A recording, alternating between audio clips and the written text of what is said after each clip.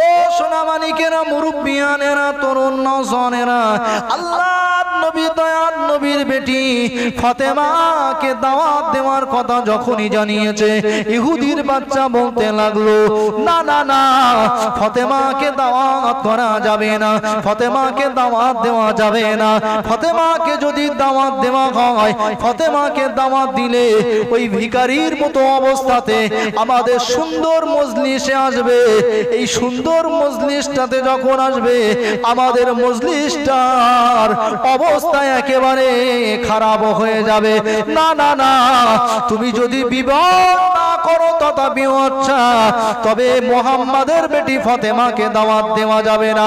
ইহুদির বেটির এক জেদ, আব্বা তুমি যদি মুহাম্মাদের বেটিকে না দাওয়াত দাও, তবে আমি কথা দিলাম বিবাহের জায়গায় যাব না। ও সোনামানিকেরা, ও মুরব্বিয়ানেরা, তরুণ নওজওয়ানেরা, তাকবীর দেন, নারা তাকবীর, নারা তাকবীর। औलाद জালালি, औलाद জালালি, নারা তাকবীর। ও সোনামানিকেরা, মুরব্বিয়ানেরা, তরুণ নওজওয়ানেরা, আল্লাহর নবী দয়ার নবীর বেটিকে যখন দাওয়াত দেওয়া হলো, আল্লাহর নবী দয়ার নবীর বেটিকে দাওয়াত দেওয়া হলো, সত্য দেওয়া হলো, ফাতেমা যখন আমার ঘরেতে আসবে, তবে সত্য হলো ফাতেমা যেন সুন্দর কোনো কাপড় পরে আসে, সুন্দর কোনো লেবাস পরে আসে, সুন্দর কোনো জামা কাপড় পরে আসে।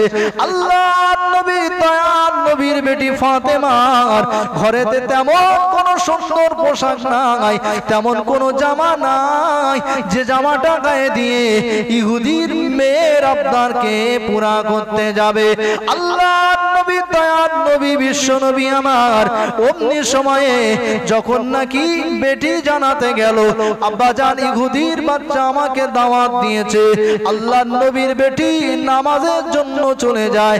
নামাজের জন্য চলে গিয়ে আল্লাহর কাছে কান্নাকাটি করে, আল্লাহর কাছে রোনাজারি করে, ও রব্বুল আলামিন আল্লাহ, আমি ফাতেমা তো কোনো নতুন জামা নাই, তবে ইহুদির বাচ্চা আমার আব্বাকে অপমানের চোখে দেখে, আমাদেরকে অপমানের চোখে দেখে আমাদেরকে বলল নতুন কোনো ভালো জামা গায়ে দিতে হবে। না না না, তেমন কোনো জামা আমার ঘরেতে নাই। আল্লাহর নবীর বেটি ফাতেমা যখন দোয়া চায়, ওদিকে আমার আল্লাহ পাক রব্বুল আলামিন জান্নাত থেকে পোশাক আমার নবীর কাছে পৌঁছে দেয়। ও সোনামানিকেরা, মুরব্বিয়ানেরা, তরুণ নওজওয়ানেরা, আল্লাহর নবীর বেটি বিশ্ব নবীর বেটি ফাতেমাতুজ জোহরা যখন নাকি বিবাহের মজলিসের দিকে যাবে, তখনও কিন্তু পর্দা ফরজ করা হয়নি, মাথায় রাখবেন। আল্লাহর নবীর বেটি যখন নাকি বিবাহের মজলিসের দিকে যাবে, তখন আমার নবী রাহমাতাল লিল আলামিন জানিয়ে দেয়, এ বেটি ফাতেমা, ফাতেমা, ফাতেমা, ফাতেমা, আমি রাসূলুল্লাহ তোমার পিতা জানিয়ে দিলাম, আমি রাসূলুল্লাহ তোমার আব্বা জানিয়ে দিলাম, বিবাহের মজলিসে যাবে বটে, তবে কয়েকটা নিয়ম আমার মেনে যেতে হবে। ওখানে গিয়ে বেপর্দা অবস্থায় তুমি ঘুরতে পারবে না। দ্বিতীয়ত, কোন পুরুষ মানুষের কাছে তুমি যেতে পারবে না। তৃতীয়ত, তুমি কোনো খারাপ কথাবার্তা, খারাপ জায়গাতে ওঠা বসা করতে পারবে না। আমাদের ঘরের মেয়েগুলোর যখন বিয়ে বাড়ি বা জলসা ছেড়ে দিচ্ছি, একবারও বলি যে কোচি এরকম কাজ যেন করিস না। জামা কিনতে হয়, বিশাল দামি একটা জামা কিনে দিয়েছি, আমাদের কোচির তো জীবনে ক্ষমতা হবে না। আঙ্গা ফাতেমাগুলো জীবনে যদি মাথা ঠুকে ঠুকে মরে যায়, তথাপিও নামাজের পার্টিতে ঠুকে ঠুকে জীবনে ওইরকম জামা একটা আনতে পারবে? এ ফাতেমা তো গুরুগুলোর সঙ্গে যুক্ত, এ ফাতেমা তো চাচাতো ভাইয়ের সঙ্গে, খালাতো ভাইয়ের সঙ্গে, ফুফুতো ভাইয়ের সঙ্গে সব গন্ডগোল করে রেখেছে। এ ফাতেমা কেঁদে কেঁদে যদি কপাল ঠুকে ঠুকে শেষ করে ফেলে, তথাপিও ওই রকম জামা আনতে পারবে না। ও সোনামানিকেরা, মুরব্বিয়ানেরা, তরুণ নওজওয়ানেরা, ইহুদির বেটির বিভাগের মজলিসের দিকে সমস্ত ধনী ব্যক্তির বেটিরা যায়, ধনী ব্যক্তির বেটারা চলে যায়। আমার নবী ফাতেমাকে পাঠিয়ে দিলেন। আল্লাহর নবী দিন ও দুনিয়ার বাদশা হাবিবুল্লাহ, আমার আপনার নবী দয়ার নবীর বেটি এমন একজন বেটি ছিল, কোন এক তারিখে আল্লাহর নবীর বেটি ফাতেমা সম্পর্কে জিজ্ঞাসা করা হলে কোন একজন জেলখানার সংক্ষেপে শুধু বোঝার জন্য বলি, জেলখানা থেকে কোন একজন ফাতেমার বর্ণনা বলতে পেরেছিল, কিন্তু না না না, সেই সময় সেই জমানার মানুষেরা ফাতেমা কতটা লম্বা ছিল, ফাতেমা কতটা মোটা ছিল, কেটে ছিল না লম্বা ছিল, মোটা ছিল না রোগা ছিল, কালো ছিল না পরিষ্কার ছিল, কেউ বলার মতো ক্ষমতা ছিল না। কারণ আমার নবীর বেটি ফাতেমাকে তারা ওই রকম আমাদের ঘরের ফাতেমাকে ফাতেমার মতো দেখেনি। আল্লাহর নবী দয়ার নবী বিশ্ব নবীর বেটি ফাতেমা দুনিয়াতে চলে যাবেন, তখন পর্যন্ত পর্দা। নবীর বেটি যখন ইহুদির বাচ্চার বিভাগের জন্য চলে গেল, ইহুদির বাড়িতে যখন পৌঁছে গেল, আল্লাহর নবী দয়ার নবী বিশ্ব নবী আমার যে কথাগুলো বলে দিয়েছে, ফাতেমা খবরদার জানো তুমি কোনো বেগানা পুরুষের কাছে ওঠা বসা করবে না, তাদের সঙ্গে কোনো আলাপ আলোচনা করবে না। আমাদের ঘরের ফাতেমা গুলো বিবাহ বাড়িতে গেলে বাপ যদিও বলে দেয়, বাপ যদিও বলে দেয় আমি ইমানদার, আমাকে আমার আল্লাহর কাছে জবাব দিতে হবে, কচি বিবাহতে গিয়ে খবরদার তুমি যেন বেগানা না পুরুষের কাছে দাঁড়াবে না। আমাদের ফাতেমা গিয়ে আগে আগে মোবাইল নাম্বার হয় দেয় নাই নাই না হলে কিংবা অথবা দেখতে পাওয়া যায় সেলফি তুলতে ব্যস্ত হয় না। কিন্তু নবীর বেটি যখন মজলিসের মধ্যে প্রবেশ করছে, আল্লাহর নবীর বেটি ফাতেমা মাথা খানা ঘাট করে সম্মানের সঙ্গে চলতে আছে। দুদিকে রাস্তা, দুদিকে ইহুদির বাচ্চারা তারা চেয়ারের মতো আসনগুলো পেতে নিয়েছে, সবাই বসে আছে। কিন্তু না না না, ফাতেমা যখন মজলিসের ভিতরে প্রবেশ করলো, কিতাবের মধ্যে পাওয়া যায় ফাতেমার দিকে হা করে সবাই তাকিয়ে আছে। ইহুদি অহংকার করেছিল, বলেছিল মুহাম্মাদের বেটি ওই গরিব, ওকে দাওয়াত দিসনি, কারণ ছেঁড়া জামা কাপড় পরে আসবে। আমরা যেমন দাওয়াত দেইনি আমাদের কচিগুলোর বিয়েতে গরিবগুলোর নোংরা জামা কাপড় পরবে বলে আমরা যেমন দাওয়াত দেইনি। তো ফাতেমা যখন ঢুকছে, ফাতেমার ঢোকার সময় যারা গেট থেকে সেই মেয়ে যেখানে বসে আছে সে পর্যন্ত যারা ছিল সবাই শুধু ফাতেমার দিকে হা করে তাকিয়ে রয়েছে, হা করে তাকিয়ে রয়েছে। আরে ফাতেমা, আমরা এত বড় বড় রাজা বাদশার মেয়ে আমরা, কিন্তু আমরা আমাদের থেকে ও জামাটা আরো সৌন্দর্য। মন খুলে হবে না, জোরে হবে না। তারা শুধু তাকিয়ে দেখছে, আমার বাপ এত রিয়াল দিয়ে, এত টাকা দিয়ে, এত টাকা দিয়ে, এত টাকা দিয়ে।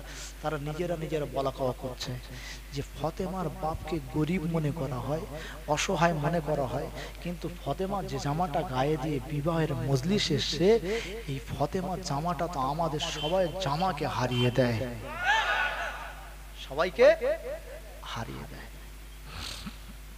আল্লাহর নবীর বেটি আমাদের বুবু ফাতেমাকে জিজ্ঞাসা করা হলো, এ মুহাম্মাদের বেটি ফাতেমা, ফাতেমা ফাতেমা, তুমি যে বিভাগের মজলিসে এসেছো, তুমি যে বিভাগের মজলিসে এত সুন্দর একটা ড্রেস পরেছো, কোন দোকান থেকে তুমি কিনেছো, কোন দোকান থেকে তুমি কিনেছো? আমাদের বাপ কি সেই দোকান পর্যন্ত পৌঁছাতে পারেনি যে দোকান থেকে তোমার বাপ তোমার জন্য জামাটা ক্রয় করেছে? না না না না, আমাকে ঠিকানা দেওয়া গো। এ বলছে আমাকে ঠিকানা দাও, ও বলছে আমাকে ঠিকানা দাও, ও বলছে আমাকে ঠিকানা দাও। আমার বাপের জঙ্গল ভরা বেশ দুম্বা আছে, আমার বাপের অনেক টাকা আছে। এ বলছে আমার বাপের অনেকগুলো খেজুরের বাগান আছে, আমার বাপের এই রকম ব্যবসা আছে, এক একজন এক এক রকম বর্ণনা দেয়। ফাতেমাতুজ জোহরা জানিয়ে দেয় এ জামা তো সামান্য কোনো জামা না, না না, তোমাদের মতো অত টাকা দিয়ে জামা কেনার মতো আমার বাপের ক্ষমতা নাই। আমার বাপ কোথা থেকে জানি না, কোথা থেকে একটা জামা আমাকে এনে দিয়েছে, কত নিয়েছে সেটাও আমি জানি না। আল্লাহ নবীর বেটি ফাতেমাকে জিজ্ঞাসা করা হয়, বিশ্ব নবীর বেটি আব্বা জানকে জানিয়ে দেয়, আব্বা জান সমস্ত বর্ণনাগুলো বলে দেয়। ফাতেমা গিয়ে তাদেরকে লক্ষ্য করে করে বলতে থাকে, এই ইহুদির বেটারা, এই ইহুদির বেটিরা শুনে রেখে দাও, এই জামা এমন একটা দোকান থেকে কেনা হয়েছে, এই জামা এমন একটা দোকান থেকে কেনা হয়েছে যে জামার দোকানের মালিক হলো স্বয়ং আমার আল্লাহ। আর একটু জোরে হবে না সুবহানাল্লাহ, আর একটু মন খুলে বলুন না সুবহানাল্লাহ। আল্লাহর নবী দয়াল নবী বিশ্ব নবীর বেটি জানিয়ে দেয় এই জামার দোকানদার স্বয়ং আমার আল্লাহ, এই দোকানের ম্যানেজার হলো আমার পিতা রাসূলুল্লাহ। আর একটু মন খুলে বলুন সুবহানাল্লাহ। এই দোকান থেকে খরিদ করতে গেলে আমার বাপের কাছে গিয়ে কলেমায়ে লা ইলাহা ইল্লাল্লাহ মুহাম্মাদুর রাসূলুল্লাহ এই মন্ত্রটুকু পড়ে ইসলামের রীতি মেনে নিয়ে ইসলামের কালচারের মধ্যে থাকলে নিশ্চয়ই আমার আল্লাহ এই রকম জামা তোমাদের জন্য দেবে। ও সোনা মানিকেরা, আল্লাহর নবীর বেটি ফাতেমা কখনো কখনো অভাব দেখা গিয়েছে, না না না, আল্লাহর নবীর বেটি ফাতেমা কোনোদিন দুনিয়ার কোনো মানুষের কাছে হাত পাতেনি, দুনিয়ার কোনো মানুষের কাছে জানায়নি, দুনিয়ার কোনো মানুষের কাছে দুঃখ প্রকাশ করেনি।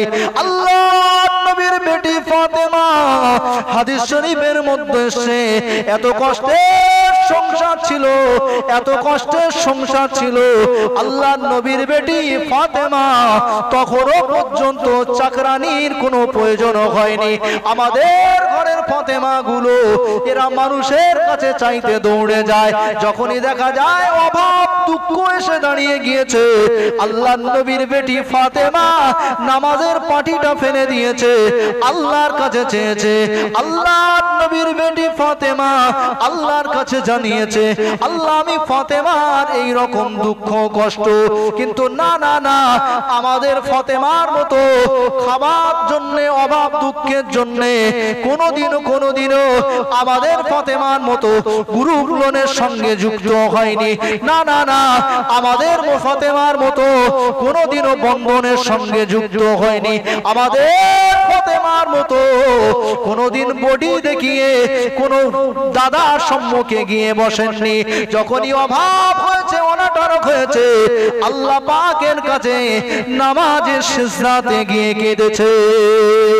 ও সোনা মানিকেরা, ও মুরব্বিয়ানেরা, তরুণ নওজওয়ানেরা, আমাদের ঘরের মেয়েরা যদি একটু টাকা আমাদের হয়ে যায়, সঙ্গে সঙ্গে নিজেরা থালা বাটি নিজে মাজে না, নিজেরা রান্না বান্নাও করে না, না না না, তাদের জন্য কাজের লোক রাখার প্রয়োজন আছে না নেই, হচ্ছে না, হয় না।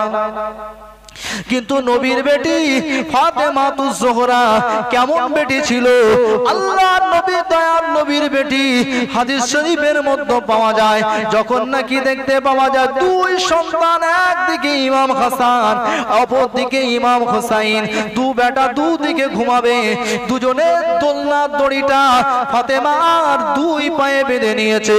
ফাতেমা দু পায়ে যখন বেঁধে নিয়েছে, বেঁধে নেওয়ার পরে আল্লাহর নবীর বেটি ফাতেমা, আল্লাহর নবীর বেটি ফাতেমা খাতুনে জান্নাত সম্মুখে জাতাটা স্বামীকে খেতে দিতে হবে, আহারে স্বামীকে খেতে দিতে হবে, জাতাটা সম্মুখে নিয়ে দুহাত দিয়ে ঘোরাতে থাকে, আর জাতা আর নিজের মিডিলে আমার আল্লাহ পাকের পাক কালাম কোরআন মাজিদ নিয়ে নিয়েছে।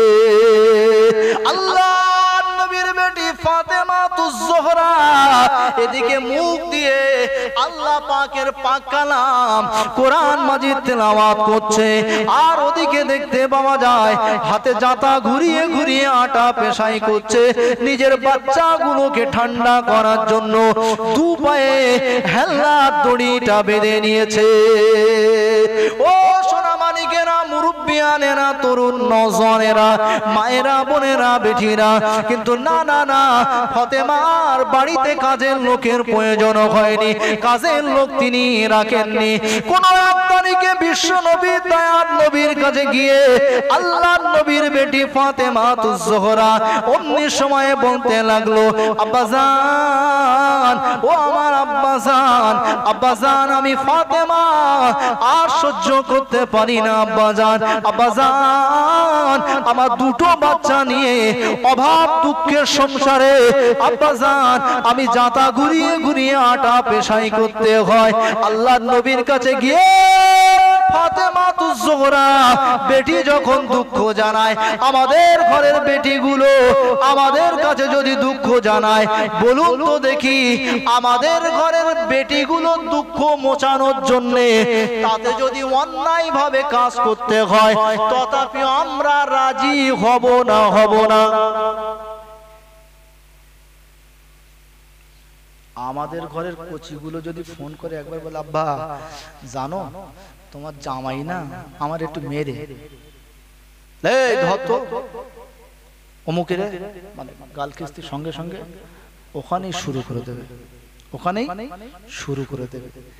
আব্বা আর পারিনি, তোমার তো অনেক টাকা রয়ে, আব্বা তুমি না একটা কাজের লোক আমার বাড়ি দাও না, যা 2-4 হাজার টাকা মাইনে লেবেন। তো বাপের অনেক টাকা রয়ে, 25 সংসারে কষ্ট হচ্ছে, কাজের লোক পাঠাচ্ছে, হচ্ছে না, হয় না। আর নবীর বেটি এসে কোথায়, নবীর কাছে অভিযোগ জানাতে, আব্বা আমি আর পারি, দুটো বাচ্চা। আমাদের সময় তো দুটো বাচ্চা হলে ওই রকম তো মানে একটার বেশি দুটো না, দুটোর বেশি মোটে, একটার বেশি দুটো না, দুটোর বেশি মোটে না। আর যদিও একটা নেয়, পরেরটা যেন কোলে নিতে পারে সেই রকম পরিস্থিতি করে তাই নাই, বুঝতে পারেননি? মানে এটা 5-7 বছর বয়স হবে, তারপরে দেখা যাবে আর একটা হবে, কারণ ও যখন কান্নাকাটি করবে তো ধরতে হবে,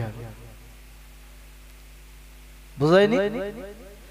ও সোনামানিকেরা, মুরব্বিয়ানেরা, তরুণ নওজওয়ানেরা, মায়েরা, বোনেরা, বেটিরা, আল্লাহর নবীর বেটি ফাতেমাতুজ জোহরা, ফাতেমাতুজ জোহরা আব্বাজানের কাছে গিয়ে বলতে লাগলো, আব্বাজান, আব্বাজান, আব্বাজান, আব্বাজান, আমি ফাতেমাতুজ জোহরা তোমার 2 নানু ভাই দাদু ভাইকে নিয়ে আর পারি না আব্বাজান, একা দ্বারা যেন আর সম্ভব হয় না আব্বাজান, যদি ফাতেমার জন্য কোনো একটা কর্মচারী পাওয়া যেত আব্বাজান, কোনো একটা বাদী যদি পাওয়া যেত।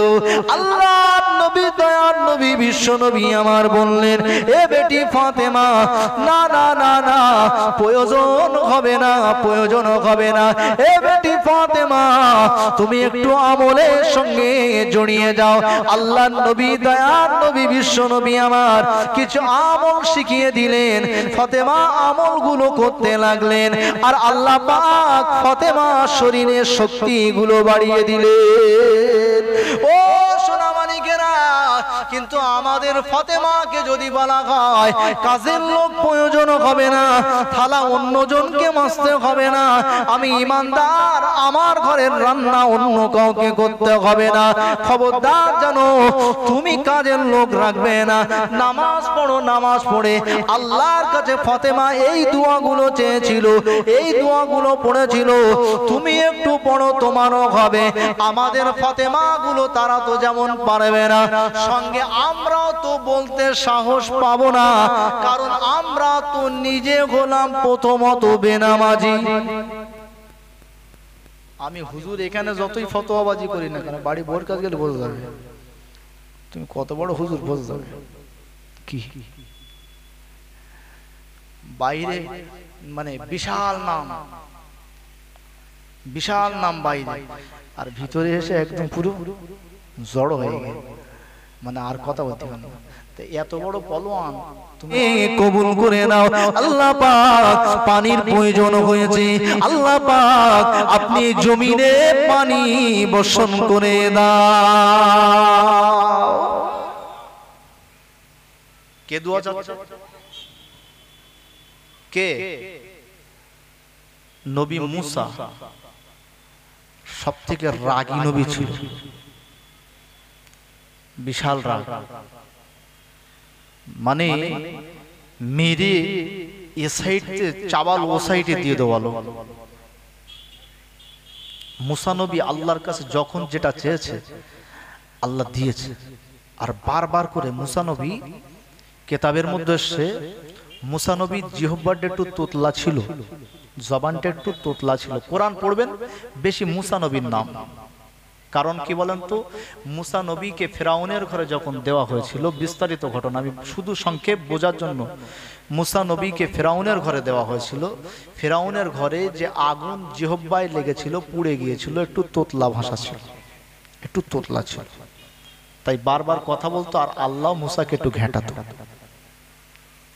আল্লাহ নবী হযরতে মুসা আলাইহিস সালাম অমনি সময়ে আল্লাহ পাক রব্বুল আলামিনের কাছে হাত তুলে দোয়া চায়, ও রব্বুল আলামিন আল্লাহ পাক, আমি তোমার নবী মুসা, আমি তোমার নবী মুসা, আমি একা নয় আল্লাহ পাক, আমার সমস্ত উম্মত দিগকে সঙ্গে করে নিয়ে তোমার কাছে দুটো হাত পেতে দিয়েছি। আল্লাহ পাক, পানির প্রয়োজন হয়েছে আল্লাহ পাক, আমার উম্মতেরা আমার কাছে ছুটে এসেছে। এ নবী মুসা, একটু পানির জন্য আল্লাহ পাকের কাছে দোয়া চাও, আল্লাহ পাকের কাছে রোনাজারি করো, আল্লাহ পাকের কাছে কান্নাকাটি করো। ও আল্লাহ পাক, আমি মুসা আমার উম্মতদেরকে সঙ্গে নিয়ে হাত পেতেছি। আমার উম্মতেরা মনে করেছে আমি দোয়া চাইলেই কবুল হয়ে যাবে। আল্লাহ পাক, আমি মুসাকে যেন ফিরিয়ে দেবেন না, আমি মুসাকে যেন লাঞ্ছিত করবেন না, আল্লাহ আমি মুসাকে যেন অপমানিত করবেন না। আল্লাহ পাকের নবী হযরতে মুসা আলাইহিস সালাম এই রকম ভাবে আল্লাহ পাকের কাছে যখন নাকি দোয়া চায়, আল্লাহ পাক জানিয়ে দিল, এ নবী মুসা, একদিন নয়, দুদিন নয়, এক রাত নয়, দু রাত নয়, তুমি যদি টানা সারা জীবন এইভাবে দোয়া চাও, তথাপিও আমি আল্লাহ পাক তোমার দোয়াকে কবুল করব না। মুসা নবীর মনটা ভালো থাকবে বলে মনে হয়? আল্লাহ ডাইরেক্ট ঘোষণা দিচ্ছে, মুসা আমি তোমার দোয়া কবুল করব না। মুসা বলছে, কেন আল্লাহ, কেন, কি দোষ করেছি আমি, কি দোষ করেছি যে জন্য আমি মুসার দোয়াটা কবুল হবে না? আল্লাহ পাক রব্বুল আলামিন বলতে লাগলেন, এ নবী মুসা, তুমি একজন নবী, আমার কাছে হাত পেতেছো, কিন্তু না না না, আমি তোমার জন্য তোমার হাতটাকে ফিরিয়ে দিইনি, তোমাকে অপমানিত করিনি। এ নবী মুসা, শুনে নাও, জেনে নাও, তোমার সঙ্গে তোমার একজন উম্মত আছে, তোমার তো দলের মধ্যে একজন উম্মত আছে, যে ব্যক্তিটা জেনা করেছে। আমি আল্লাহ পাক রব্বুল আলামিন জানিয়ে দিলাম, ওই জেনাখোরকে যতক্ষণ পর্যন্ত মজলিস থেকে না তুলবে, ততক্ষণ পর্যন্ত আমি আল্লাহ দোয়া কবুল করব না।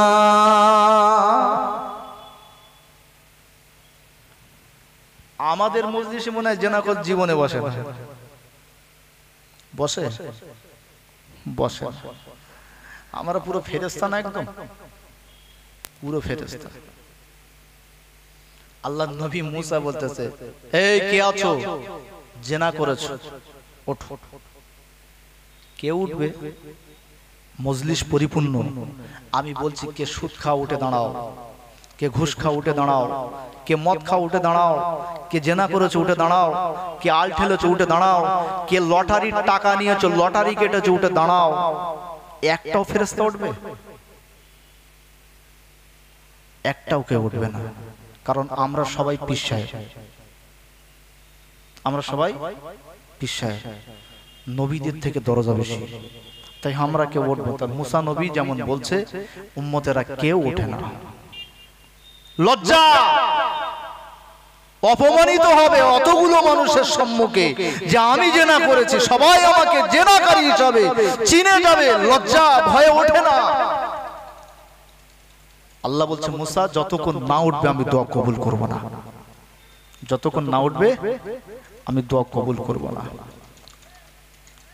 প্রিয় হাজিরিন সোনা মানিকেরা, ও মুরব্বিয়ানেরা, তরুণ নওজওয়ানেরা, আল্লাহর নবী হযরতে মূসা আলাইহিস সালাম আবার আল্লাহর কাছে হাত তুলে কান্নাকাটি করে, আল্লাহর কাছে হাত তুলে রোনাজারি করে, ও রব্বুল আলামিন আল্লাহ, আমি মূসা আমার উম্মতদের মধ্যে জানাই, কে আছো যে রাখোর উঠে দাঁড়াও, কে আছো যে রাখোর উঠে দাঁড়াও, কে আছো যে রাখোর উঠে দাঁড়াও। কিন্তু না না, কেউ উঠতে চায় না। আল্লাহ পাক রব্বুল আলামিন নিশ্চয় হয়তো এর মধ্যে কোনো জেনাখোর নাই, তা না হলে জেনাখোর যদি থাকতো আমি মূসার ভয়ে তারা উঠে দাঁড়িয়ে যেত, কারণ আমি মূসা তো তাদেরকে শাসন করব। আল্লাহ পাক বললেন, এ মূসা না না, তোমার ভয়ে নয়, সে লজ্জায় পড়ে গিয়েছে, অপমানিত হয়ে যাবে। আল্লাহ পাক রব্বুল আলামিনের ওই বান্দা নবী মূসার উম্মত ওই মজলিসে বসে বসে অন্তরে অন্তরে আমার আল্লাহকে ডেকে নেয়, আল্লাহ পাকের কাছে তওবা করতে থাকে, আল্লাহ পাকের কাছে মাফি চাইতে থাকে। আল্লাহ নবী মূসা পানির জন্য বারবার বলতে থাকে। অমনি সময় দেখতে পাওয়া যায় মূসা নবী দোয়া কবুল হবে না বলেছে, আমার আল্লাহ সত্য দিয়ে দিয়েছে, মূসা যতক্ষণ পর্যন্ত তোমার নবী না উঠে যাবে, তোমার উম্মত না উঠে যাবে, ততক্ষণ পর্যন্ত দোয়া কবুল হবে না। আল্লাহ নবী বারবার বলে, কে জেনা করেছে উঠে দাঁড়াও, কিন্তু না না না, সে ব্যক্তিও উঠলো না। আল্লাহ নবী দ্বিতীয়বারের মাথায় তৃতীয়বার হাত পেতে বললেন, না আল্লাহ আমার পানির প্রয়োজন আছে, আল্লাহ তুমি আবার একটু পানি দাও। আল্লাহ পাক রব্বুল আলামিন জমিনটাকে পানিতে ভরে দিয়ে দিল। আল্লাহ নবী মূসা বলছে, আল্লাহ এ কিরাম হলো, এ আবার কিরাম হলো, আমি দুবার তোমার কাছে চাইলাম পানি দাও পানি দাও, তুমি পানি দিলে না। আল্লাহ আমার উম্মত তো উঠলে না, আমার উম্মত উঠে গেল না, আবার আমি দোয়াও করলাম না, যে ফের বললাম না যে পানি দাও, কিন্তু পানি এত পানি। আল্লাহ পাক রব্বুল আলামিন অমনি সময় নবী মূসা আলাইহিস সালামকে বলতে লাগলো, এ নবী মূসা শুনে নাও জেনে নাও, এ নবী মূসা শুনে নাও জেনে নাও, তুমি যখন তাকে বারবার ভয় দেখাতে থাকো, তুমি পেশাব দিতে থাকো, তুমি না জানি তাকে এমন আঘাত করো, সে অপমানিত হবে, অতগুলো মানুষের সম্মুখে অপমানিত হবে। ওই না ভয়ে আল্লাহ পাকের কাছে আমি আল্লাহ আমার কাছে বারবার মাফি চাই, আমি আল্লাহ আমার কাছে ক্ষমা চাই, আমি আল্লাহ পাক রব্বুল আলামিন। হে নবী মূসা, তোমাকে জানিয়ে দিলাম, ইন্নাল্লাহা আলিমুম বিযাতিস সুদূর, আমি আমার বান্দা গোপনে গোপনে গোপনে গোপনে যদি আমি আল্লাহ আমার কাছে ক্ষমা চাই, আমি আল্লাহ তাকে মাফ করে দিই, আমি আল্লাহ তাকে বড় ভালোবাসি, আমি আল্লাহ তাকে বড় প্যার করি। এ নবী মূসা, তুমি বাহ্যিক দিকটা দেখতে পাও, কিন্তু না না না, কার অন্তরের ভিতরে কি তৈরি হয়, কার অন্তরের ভিতরে কি জল্পনা কল্পনা হয়, তুমি তো সেটা জানতে পারো না। আমি আল্লাহ দেখতে পেলাম, আমার ওই বান্দা আমার কাছে ক্ষমা চেয়ে নিয়েছে, আমি আল্লাহ আমার কাছে রোনাজারি করেছে, অন্তরকে বড় কষ্ট দিয়েছে, আমি আল্লাহ তার জীবনের গুনাহটা মাফ করে দিলাম।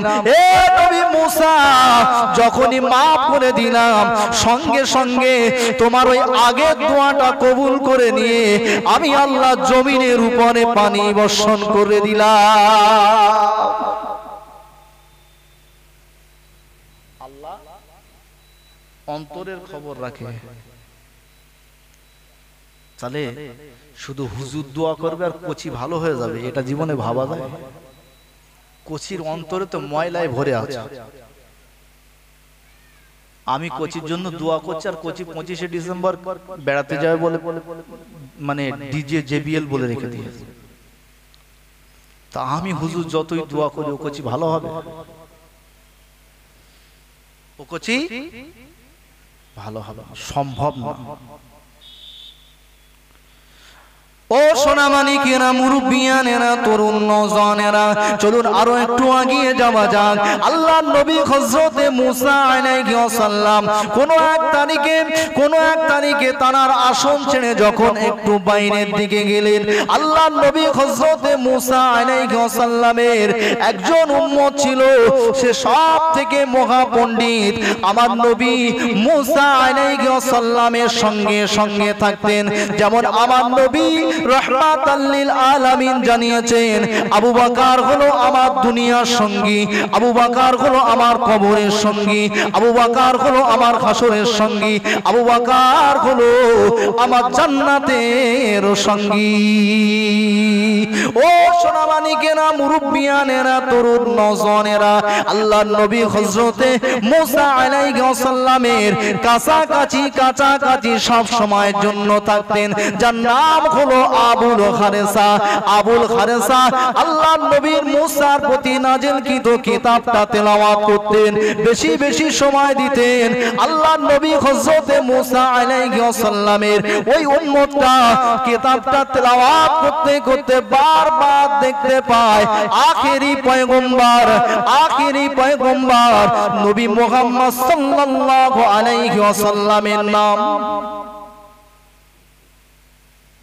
আজকে যে জলসা হচ্ছে, মাইকে হাঁকা হয়েছে, মাওলানা রুহুল আমিন আসবে নাটাপুকুর থেকে, আর আকিবুল আজিজ আসবে মাজারহাট দরবার শরীফ, আবুল ফারাজ সাহেব এদিকে মসজিদের ইমাম সাহেব অনন্তপুর, এভাবে হাঁকা হয়েছে না, প্রচার করা হয়েছে না? তা এই প্রচার করা হয়েছে, শেষবেলা আবার পাওয়া যাচ্ছে যে এরাই আসছে, তাদের কথাও শুনতে পাচ্ছি। ঠিক তেমন আল্লাহর নবী আসবে, সমস্ত আদম থেকে সমস্ত নবী সবাইকে দিয়ে বার্তারা বইয়ে দিয়েছে আমার আল্লাহ। ও সোনামানিকেরা, ও মুরব্বিয়ানেরা, তরুণ নওজওয়ানেরা, শুধু আমাদের ধর্মগ্রন্থ নয়, অন্য কোন ধর্মগ্রন্থ খুলুন, তাদের কিছু মন্ত্র আছে, যে মন্ত্রগুলোর মধ্যে আমার আপনার নবীর দয়ার নবীর নাম যদি পাঠ না করে, তাদের মন্ত্র পর্যন্ত শুদ্ধ হবে না। আল্লাহর নবী দিন দুনিয়ার বাদশা হাবিবুল্লাহ আমার আপনার নবী জানিয়ে দিয়েছেন, আমার আল্লাহ পাক রব্বুল আলামিন দুনিয়া তৈরির আগেও আমি নবী মুহাম্মাদের নূরকে বানিয়েছিল। ও সোনামানিকেরা, মুরব্বিয়ানেরা, তরুণ নওজওয়ানেরা, আল্লাহর নবী মুসা আলাইহিস সালাম দেখতে পাওয়া যায়, কিতাবের পৃষ্ঠাগুলো আলগা করলে দেখতে পাওয়া যায় আল্লাহর নবী হযরতে মুসা আলাইহিস সালাম, আল্লাহর নবী হযরতে মুসা আলাইহিস সালাম যখন ফিরে এলে দেখতে পায় তার ওই চেয়ারটাতে, তার ওই টেবিলটাতে একটা গুই সাপ বসে আছে। আল্লাহর নবী হযরতে মুসা আলাইহিস সালাম অমনি সময়ে আল্লাহ পাক রব্বুল আলামিনের কাছে আরজ করবে, কিন্তু না, আল্লাহ পাক রব্বুল আলামিন নবী মুসা আলাইহিস সালামের হাতে একটা লাঠি দিয়েছিল। ও সোনামানিকেরা, মুরব্বিয়ানেরা, তরুণ নওজওয়ানেরা, আল্লাহ পাকের নবী মুসা আলাইহিস সালামের ওই লাঠিটার আমার আল্লাহ অনেক ক্ষমতা দিয়েছিল। যখন নাকি দেখতে পাওয়া গেল আল্লাহর নবী মুসা আলাইহিস সালামকে জাদু করে অনেকগুলো সাপ মুসার দিকে পাঠিয়ে দেওয়া হলো, কিন্তু না, আল্লাহ পাক হুকুম করে দিল, মুসা তোমার লাঠিটা একবার ফেলে দাও। আল্লাহর নবী মুসা লাঠিটা যখনই ফেলে দিয়েছিল অমনি সময় বড় ধরনের একটা সাপ তৈরি হয়ে গেল। জাদুকরদের সমস্ত সাপকে শেষ করে দিয়ে আল্লাহর নবী মুসা আলাইহিস সালামের লাঠি নামক ওই সাপটাই জিতে গিয়েছিল। আল্লাহর নবী হযরতে মুসা আলাইহিস সালাম যখন নাকি ফিরাউনের তাড়া খেতে লাগলো।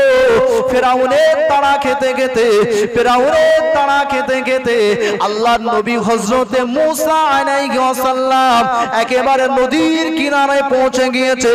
যাবার মতো আর কোনো রাস্তা নাই, যাবার মতো আর কোনো পথ নাই। আল্লাহর নবী হযরতে মুসা আলাইহিস সালাম আল্লাহর নবী হযরতে মুসা আলাইহিস সালাম অমনি সময়ে আমার আল্লাহ পাক রব্বুল আলামিনকে বলতে লাগলো, ও রব্বুল আলামিন আল্লাহ, বলুন বলুন বলুন তোমার নবী মুসা এবার কোন দিক দিয়ে পালাবে? ও রব্বুল আলামিন আল্লাহ, চতুর্দিক দিয়ে ফেরাউনের লোকজনেরা ঘিরে ফেলেছে। আমার আল্লাহ পাক হুকুম করেছিল, এ নবী মুসা তোমার লাঠিটা একবার নীল নদে ফেলে দাও, বাকি রাস্তা তৈরি করে দেওয়ার দায়িত্ব হলো আমি আল্লাহর। মন খুলে হবে না? ওই লাঠিটার কেরামতি ছিল, কিন্তু মুসা নবী ওই লাঠিটার কেরামতি ছিল। প্রিয় হাজিরিন সোনামানিকেরা, ও মুরব্বিয়ানেরা, তরুণ নওজওয়ানেরা, আল্লাহর নবী হযরতে মুসা আলাইহিস সালাম অমনি সময় বিস্তারিত ঘটনা, লাঠিটা ফেলেছিল। আল্লাহ পাক মুসার লাঠি দিয়ে আমার আল্লাহ নদীর পানি শুকিয়ে দিয়ে রাস্তা বানিয়ে দিয়েছিল। ওই লাঠিটা দিয়ে চেয়ারে বসে থাকা গুইসাপকে আঘাত করতে লাগে। আঘাত করার সঙ্গে সঙ্গে ওই গুইসাপটা বলতে থাকে, এ আল্লাহর নবী মুসা, হে নবী মুসা, খবরদার খবরদার আমাকে আঘাত করো না, খবরদার খবরদার আমাকে আঘাত করো না, আমি হলাম তোমার উম্মত আবুল হারেসা। আল্লাহর নবী উম্মত বলতে লাগলো যে আমাকে আঘাত করো না, আমি তোমার উম্মত আবুল হারেসা। প্রিয় হাজিরিন, লম্বা চওড়া ঘটনা, আমি অত বিস্তারিত বলার সময় পাবো না। আল্লাহর নবী মুসা আলাইহিস সালাম আল্লাহর কাছে দোয়া চেয়েছিল, ও রব্বুল আলামিন আল্লাহ, ও রব্বুল আলামিন আল্লাহ পাক, আমি মুসা তোমার কাছে হাত পেতে দোয়া চাই। আল্লাহ পাক আমি মুসার দোয়াকে কবুল করে নাও। আল্লাহ পাক আমি মুসার দোয়াকে কবুল করে নাও। আল্লাহ আমার উম্মতকে আবার আগের রূপে ফিরিয়ে দাও। আল্লাহ বলল, মুসা রে, শুনে নাও, জেনে নাও, যে নবীর নামে বেয়াদবি করেছে আমি আল্লাহ পাক ক্ষমা করার কেউ নয়। আমার রাসূলুল্লাহ যদি ক্ষমা করে দেয়, নিশ্চয়ই তোমার উম্মত আবুল হারেসা ক্ষমা পেয়ে যাবে। কিন্তু না না না, ও সোনামানিকেরা, মুরব্বিয়ানেরা, তরুণ নওজওয়ানেরা, এখান থেকে একটা বোঝার পয়েন্ট আমাদের এসে গিয়েছে। আমি যদি কারো হক ফাঁকি দিয়ে, আমি যদি কারো কোনো ক্ষতি করে যদি আল্লাহর কাছে গিয়ে মসজিদে 24 ঘন্টা সিজদা দিয়ে পড়ে থাকি, ও সিজদা দিয়ে কি কোনো লাভ পাওয়া যাবে? আপনাদের যুক্তিতে কি বলে? নবী মুসা দোয়া চাইছে উম্মতের জন্য, আল্লাহ ভুল করেছে, ওরে ক্ষমা করে দাও। আল্লাহ বললেন, মুসা ক্ষমা করব আমি না, আমার হাবিবের নামের সঙ্গে বেয়াদবি করেছে, আমার হাবিবের নামের সঙ্গে বেয়াদবি করেছে। আমার হাবিব যদি তাকে মাফ করে দেয়, আমি আল্লাহ মাফ করে দেব। জোরে বলুন সুবহানাল্লাহ। তবে মুসা, তুমি যে হাত তুলেছো, তোমার হাতটা একেবারে বেকার দেব না, বেকারও দেব না। তোমার এই হাত তোলার বদলতে আমি আল্লাহ ওর হায়াতটা আমার নবী আসা পর্যন্ত বাড়িয়ে দিলাম। জোরে বলুন সুবহানাল্লাহ। ও সোনামানিকেরা, মুরব্বিয়ানেরা, তরুণ নওজওয়ানেরা, আল্লাহ পাকের নবী মুসা আলাইহিস সালাম তার উম্মত শুধু নামের সঙ্গে বেয়াদবি করেছিল, কিন্তু না না না, আমার নবীর কাছে ক্ষমা চাওয়ার প্রয়োজন হয়েছিল। আমার আল্লাহ পাক বলল, মুহাম্মাদের কাছে ক্ষমা চাওয়ার দরকার লাগবে।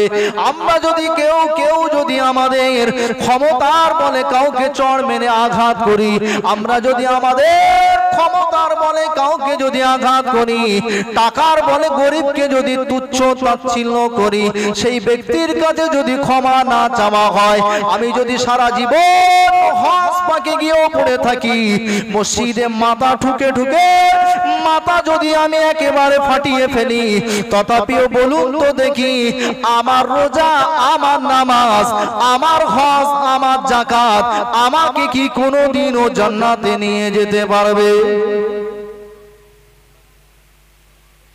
কবরস্থানে নিয়ে যাওয়ার আগে জানাজার ময়দানে উপস্থিত, কবরস্থানে নিয়ে যাওয়ার আগে জানাজার ময়দানে উপস্থিত ইমাম সাহেব বলে দিচ্ছে, যদি কথার দ্বারা, কাজের দ্বারা, ব্যবহারের দ্বারা কোনো ভুল করে থাকে আল্লাহর রাস্তায় ক্ষমা করে দাও। বলে না, বলে না? আরে ও মদ্দা লোক যতদিন বাঁচলো ও নিজের থেকে ক্ষমা চাইতে গেল না, সেই মানুষটার দিলে যদি ব্যথা লেগে থাকে, ইমাম সাহেব বললেই কি ক্ষমা করে দেবে বলে মনে হয়? দেবে? ইমাম সাহেব বলবে আর ক্ষমা হয়ে যাবে? তাহলে তো বহু কিছু হয়ে যেত। ও ধার করে নিয়ে দোকানদারের ধারে বাড়ে যায় না, দোকানে ধার করেছে করে দোকানদারের ধারে বাড়ে যায় না। ইমাম সাহেব বলছে, কেউ যদি পেয়ে থাকেন আল্লাহর রাস্তায় মাফ করে দেবে। ও তো যে কদিন বেঁচে ছিল ততদিন পর্যন্ত দোকানদার প্রতিদিন চিন্তা করেছে, রুহুল আমিন 100 টাকা ধার নিয়েছিল আমার দেইনি, তাগেদাও করেছে দেইনি। তবে সেই মাপটা কি প্রকৃতপক্ষে মাপ হবে বলে মনে হয়? আপনাদের চিন্তাধারা কি বলে?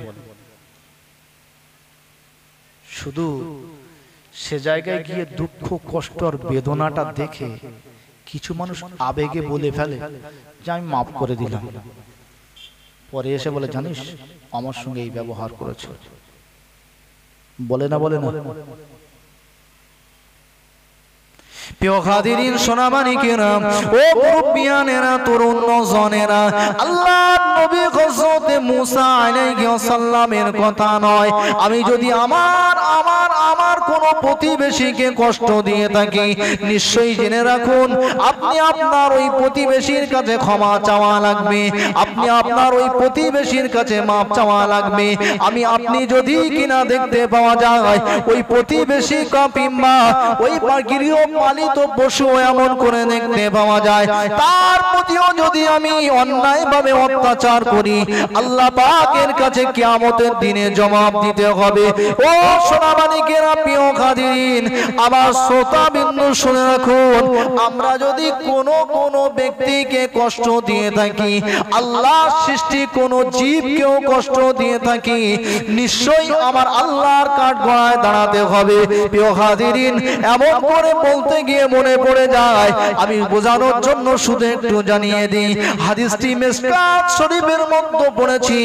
আল্লাহর নবী দুনিয়ার বাদশা হাবিবুল্লাহ, আমার আপনার নবী, দয়ার নবীর একজন সাহাবা, বিশ্ব নবীর দরবার থেকে যোহরের নামাজ আদায় করে বাড়িতে ফিরলেন। আল্লাহর নবী সাহাবা আসরের আযান শুনতে পায়, মদিনার মসজিদে নববী শরীফে নামাজের জন্য চলে যায়। আল্লাহর নবীর পিছনে নামাজ আদায় করে, আল্লাহর নবীর পিছনে নামাজ আদায় করে আল্লাহর নবীর সাহাবা আবার তিনি তার একটা বাগান বাড়ি ছিল, সুন্দর করে সাজিয়েছিল ফুল গাছ দিয়ে, নানান রকম গাছ দিয়ে। ওই বাগানটাতে ঘোরার জন্য আল্লাহর নবীর সাহাবা ওই বাগানের দিকে চলে যায়।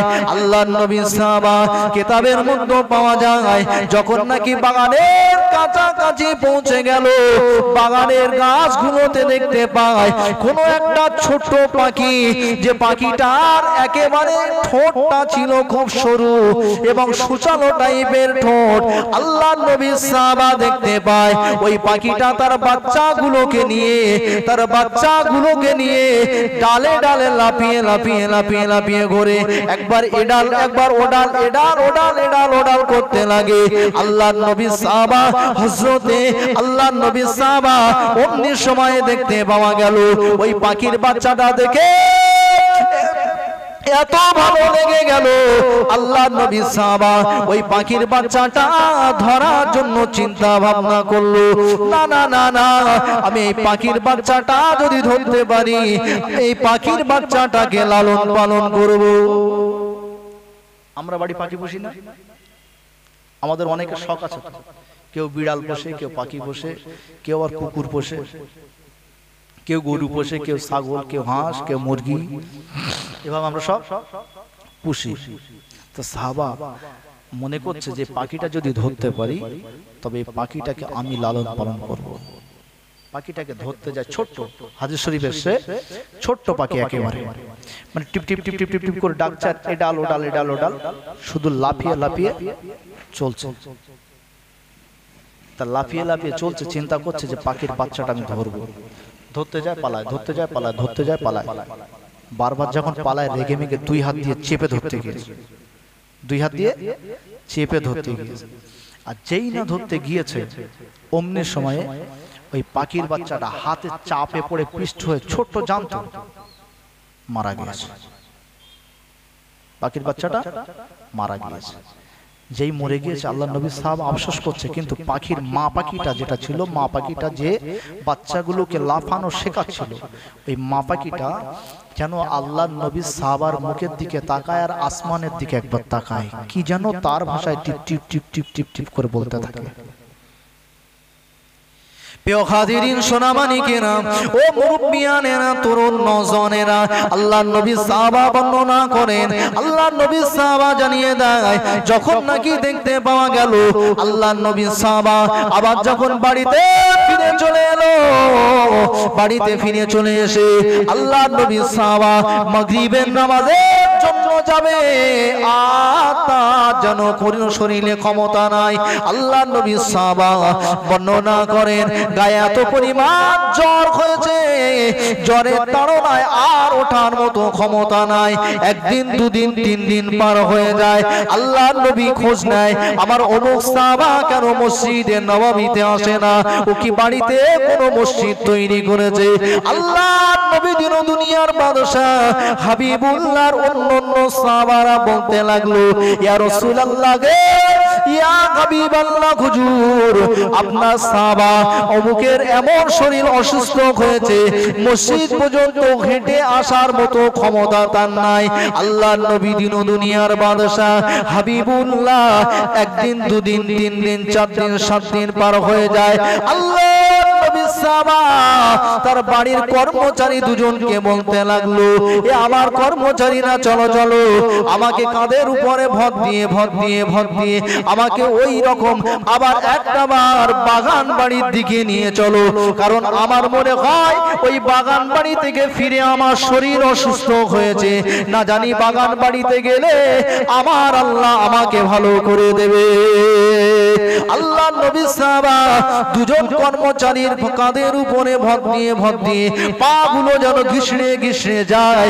বাগান বাড়িতে যখন পৌঁছে গেল, বাগান বাড়িতে গিয়ে আল্লাহ নবী সাহাবা দেখতে পায়, অমনি সময় তিনি দেখতে পেল যে কোনো একটা সাপ যেন বিড়ালের বাচ্চাকে খেতে চায়। না না না, গেলার মতো গাল তার নাই, গেলার মতো মুখ তার নাই, কিন্তু বিড়ালের বাচ্চাটাকে কষ্ট দেয়। মা বিড়ালটা বারবার মাও মাও শব্দ করে তার কাছে যায়, আর অমনি সময় ওই সাপটা আবার তাকে আঘাত করে দূরে সরিয়ে দেয়। মা বিড়ালটা বারবার সরে পালিয়ে যায়। আমি চিন্তা করলাম সাপ তার খোরাক হতে পারে ইঁদুর, সাপ তার খোরাক হতে পারে ব্যাঙ, কিন্তু না না না, বিড়ালের বাচ্চা তো সাপের কোনো খোরাক হতে পারে না। আমি আমার কোনো এক কর্মচারীকে বললাম, যাও তো দেখি ওই বাচ্চাটাকে তুমি একবার সরিয়ে দাও। মা বিড়ালটা আমার মুখের দিকে যেন তাকিয়ে তার ভাষায় কি বলতে লাগে। আল্লাহ নবী দিন দুনিয়ার বাদশা হাবিবুল্লাহ সাহাবা অমনি সময় তিনি বন্দনা করেন, আমি যখন নাকি বিড়াল বাচ্চাটাকে ছাড়িয়ে দিলাম, সাপের মুখ থেকে সরিয়ে দিলাম, সরিয়ে দেওয়ার পরে মা বিড়ালটা যেন আমার মুখের দিকে তাকিয়ে তার সুরে কি বলতে চায়, আবার আসমানের দিকে তাকায়। আমার শরীরটা যেন একেবারে হালকা হয়ে গেল, আমার শরীরটা যেন সুস্থ হয়ে গেল। আমি দৌড়ে দৌড়ে দৌড়ে দৌড়ে মদিনার মসজিদে নববী শরীফে আল্লাহর নবীর দরবারে চলে গেলাম। আল্লাহর নবীর দরবারে গিয়ে বলতে লাগলাম, ইয়া রাসূলুল্লাহ, ইয়া হাবিবাল্লাহ, হুজুর, আমার এই রকম ঘটনা হয়েছিল যার জন্য আমি আপনার কাছে আসতে পারিনি। এই বর্ণনাটা কিছু শুরু করার পরে আল্লাহর নবী নিজে থেকে সব ঘটনাগুলো বলে দেয়। আল্লাহর নবী সব ঘটনাগুলো বলে দিচ্ছে। আল্লাহর নবী সব ঘটনা যখন বলে, সাহাবা অবাক, চিন্তা করছে রাসূলুল্লাহ কি করে জানে। এতে করে বোঝা যায় কি, যে আল্লাহর সৃষ্টি জীব, বিড়াল হোক, সাপ হোক, কুকুর হোক, আর যাই হোক, সবারই একটা দোয়া আছে। তাহলে কাউকে যদি কষ্ট দেওয়া হয় অন্যায়ভাবে, তাদের বদদোয়াও লাগে, তাদের বদদোয়াও লাগে। শুধু মানুষ বদদোয়া করবে আর হুজুর দোয়া করবে কবুল হয়ে যাবে, আর হুজুর বদদোয়া করবে কবুল হয়ে যাবে, এটা নয়। অনেক সময় হুজুরের দোয়াও ফেল হয়ে যায়, কার্যক্ষেত্রে হুজুরের দোয়া ফেল হয়ে যায়। আগেই প্রমাণ করিয়েছি কি, মুসা নবী কখনো পানি চাইলেন কিন্তু আল্লাহ দিলেন না, কখনো চাইলেন আমার উম্মতকে ভালো করে দাও, দিলেন না। কিন্তু আবার পরে যখন তিনি চাইলেন, আল্লাহ অন্য দোয়া আছে যেগুলো কবুল করেছিলেন।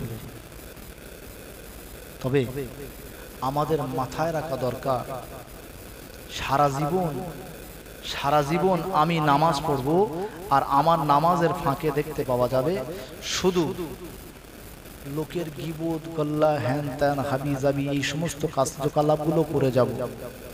তথাপিও আমাদের নামাজ আমার মনে হয় না যে আল্লাহর দরবার পর্যন্ত পৌঁছবে।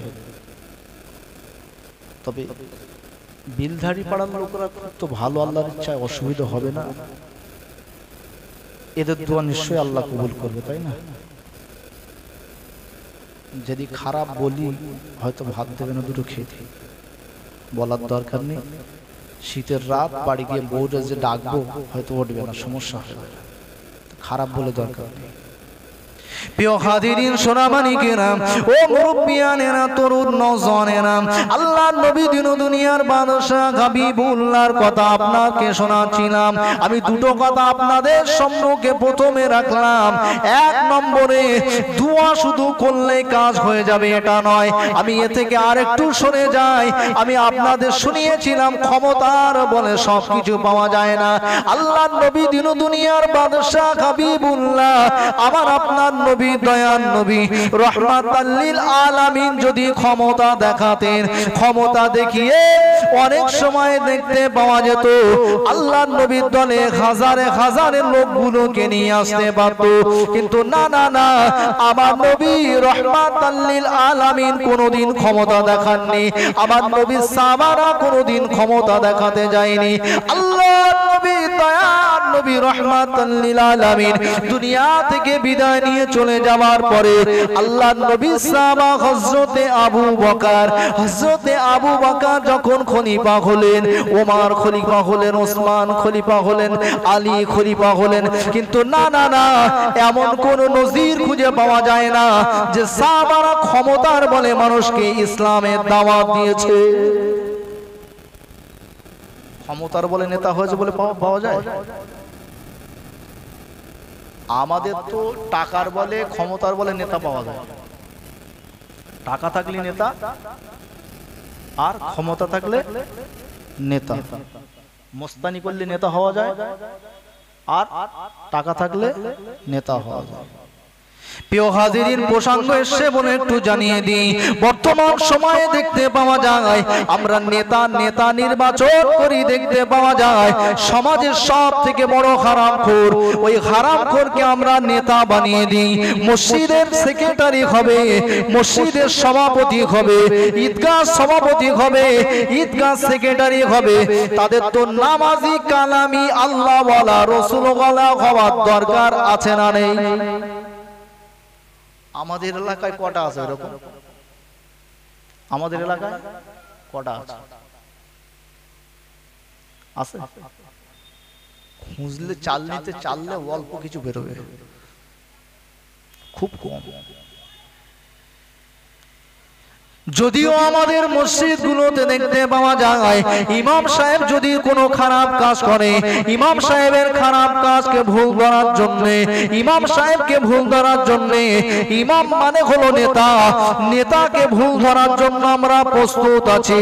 কিন্তু না না না, সমাজের একটা নেতা সুদের সঙ্গে জড়িত, সমাজের একটা নেতা ঘুষের সঙ্গে জড়িত, সমাজের একটা নেতা দেখতে পাওয়া যাবে খারাপ কাজের সঙ্গে জড়িত, তথাপিও আমরা কেউ কোনোদিন কথা বলতে যাই না, শুধু ইমাম সাহেবের পিছনে আমরা লেগে পড়ে থাকি। ও সোনামানিকেরা, মুরব্বিয়ানেরা, তরুণ নওজওয়ানেরা, ক্ষমতা যদি ক্ষমতার বল যদি আল্লাহর দরবারে কবুল হয়ে যেত, আল্লাহর নবী হযরতে আল্লাহর নবী দয়ার নবী বিশ্ব নবী সাহাবা হযরতে ওমরের ক্ষমতা কি কম ছিল বলে মনে হয়? আল্লাহর নবী দিন দুনিয়ার বাদশা হাবিবুল্লাহ আমার আপনার নবী বললেন, আমি হলাম শেষ নবী, আখেরি নবী, আমার পরে আর কোন নবী আসবে না।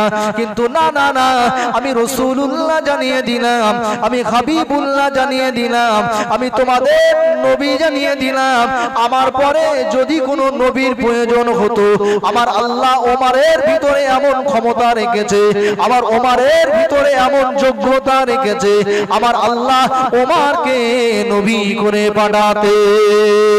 আল্লাহ নবী দিন দুনিয়ার বাদশা হাবিবুল্লাহ সাহাবা মুসলিম জানের খলিফা হযরতে ওমর ফারুক রাদিয়াল্লাহু তাআলা আনহু, হাদিস শরীফে পাওয়া যায় মুসলিম জানের খলিফা চাইলে তিনি রাজকোষ থেকে অনেকগুলো টাকাকে ব্যয় করতে পারতেন।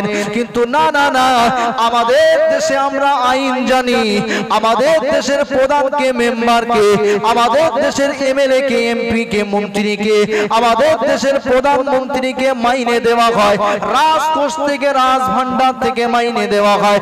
আল্লাহর নবী সাহাবা হযরতে ওমর ফারুক রাদিয়াল্লাহু তাআলা আনহু মুসলিম জানের খলিফা, সমস্ত ক্ষমতা তার হাতে থাকার পরেও না না না, হাদিস শরীফের মধ্যে পাওয়া যায় তিনি প্রতিদিন রাজকোষ থেকে 2টো করে টাকা নিতে। রাজকোষ থেকে কটা করে টাকা? 2 টাকা। আমাদের নেতাগুলো মাইনে যা পায় তাছাড়া মোটে নেয় না, মোটেও নেয় না। আরে ওমর ফারুক যদি মনে করতো অন্য দেশের মানুষগুলো এসে আমার কাছে সই লাগবে, স্টাম্প লাগবে, টাকা নেবো ওদের থেকে, কি মাল নেবো, উট নেবো, দুম্বা নেবো, খেজুর গাছ নেবো, বাগান নেবো, জমি নেবো, তাহলে যদি ঘুষ খেত ওমর ফারুক কম তৈরি করতে পারতো? আবু বকর কম পারতো বলে মনে হয়? উসমান, আলী? আরে আমাদের নেতা তো সামান্য নেতা, আর তিনি অত বড় নেতা হয়ে কিন্তু কোনোদিন এই কাজগুলো করেছে বলে মনে হয়? প্রিয় হাজিরিন, সোনামানিকেরা, রাগ করলে হবে না। রাগের কথা আমি আপনাদের বলতে আসিনি, কোন রাজনীতির কথা আমি আপনাদের শোনাতে আসিনি, শুধু আমার ইসলাম ধর্মটা সঠিক জায়গায় এটা আমি আপনাদের বুঝিয়ে দেব। আমি আপনাদের নামাজি করার জন্য আসিনি, আমি আপনাদেরকে আল্লাহওয়ালা করার জন্য আসিনি, আমি আপনাদেরকে পরেশগার বানাতে আসিনি। কারণ শুনে রাখুন, আমার আল্লাহ পাক রব্বুল আলামিন কোরআন মাজিদের মধ্যে অতবার জানিয়ে দিয়েছে, বান্দা নামাজ কায়েম করো, বান্দি নামাজ কায়েম করো। আমার আল্লাহ বারবার বললেন, কখনো কখনো বললেন ইয়া আইয়ুহাল্লাযীনা আমানুস্তাঈনু বিস-সাবরি ওয়াস-সালাহ। আমার আল্লাহ কখনো কখনো বললেন আকিমুস সালাওয়াতুজ যাকাত। আমার আল্লাহ পাক কখনো বললেন ওয়াকরিদুল্লাহা করদান হাসানা।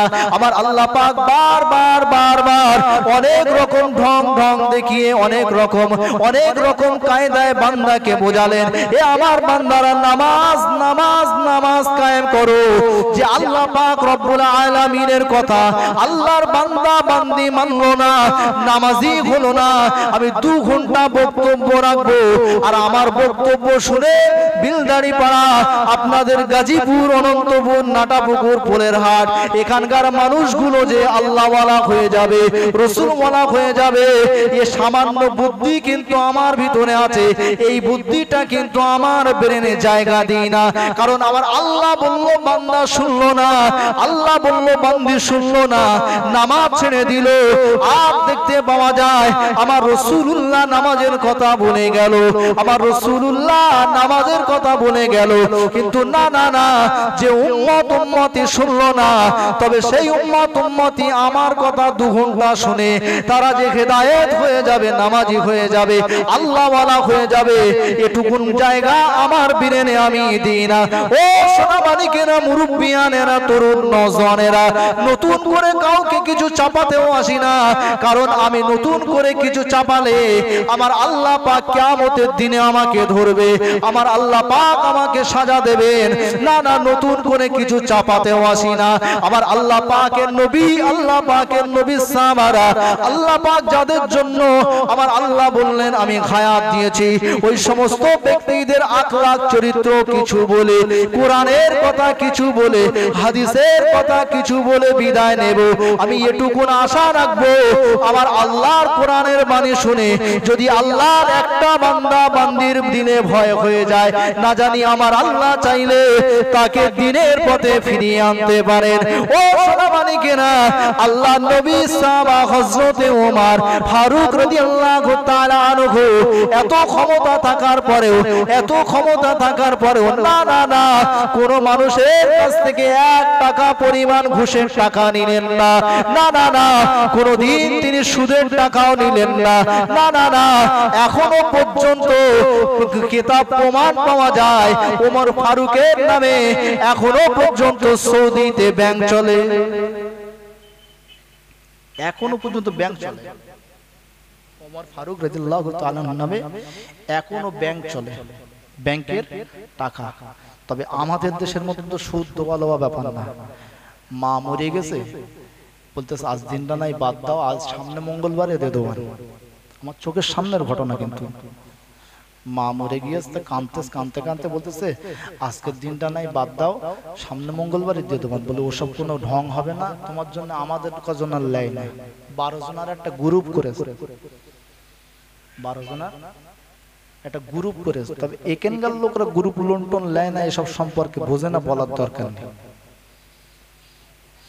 মা মরে গিয়েছে, ওর মাকে মাটি দেবে, কি করবে সেসব চিন্তাধারা বাদ দিয়ে গ্রুপ লোনের টাকা নিতে, তাকে আগে টাকা বুঝে দিতে হয়েছে। এটা নীতি। ও সোনামানিকেরা, ওই ওমর ফারুক রাদিয়াল্লাহু তাআলা আনহু রাজকোষ থেকে 2 করে মাত্র টাকা নিতেন। ওই 2 টাকা নিয়ে, ওই 2 টাকার বিনিময়ে সারা দিনে বিবির কিছু খোরাকি, বাচ্চার কোনো খোরাকি, নিজের কোনো খোরাকি তিনি আদায় করতেন। আবার দেখতে পাওয়া যেত তা থেকে কিছু অংশ যদি বাঁচত, সেটা রেখে দিয়ে জমিয়ে জমিয়ে নিজের কোনো পোশাক কিনতো। আল্লাহর নবী, দয়ার নবী, বিশ্ব নবী সাহাবা হযরতে ওমর ফারুক রাদিয়াল্লাহু তাআলা আনহু, হাদিস শরীফে বক্তব্য পাওয়া যায় বিশ্ব নবী সাহাবা কোন এক তারিখে মদিনার মসজিদে নববী শরীফে ইমামতির জন্য, জুমার নামাজের জন্য পৌঁছে গেলেন।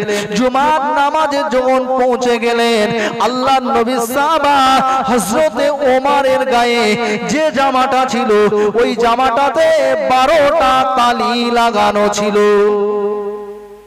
কটা? 12টা। মুসলিম জানের খলিফা, আমরা পাড়ার সদস্য বলে দেখ কি করে। মুসলিম জানের খলিফা ইমাম নামাজ পড়াতে যাচ্ছে, 12টা তালিযুক্ত জামা। আর আমাদের নেতা আর ওই মুসলিম জানের খলিফা, ওই নেতা এক করেছেন।